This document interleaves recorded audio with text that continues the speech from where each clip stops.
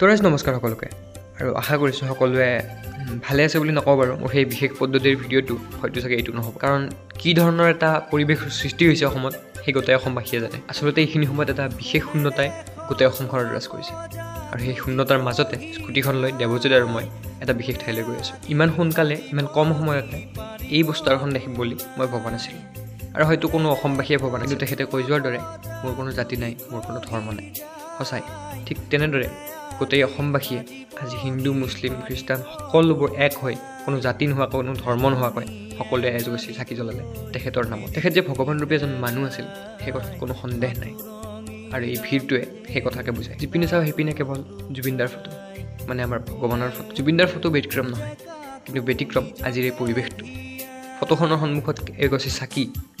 আৰু কিছুমান ফুল দেখিম বুলি কেতিয়াও সপোনত ভবা নাছিল মানুহজন ৰঙীন আছিল কিন্তু ফুলবোৰ আজি যেন হেতা পৰি গৈছে সকলোকে মৰম কৰা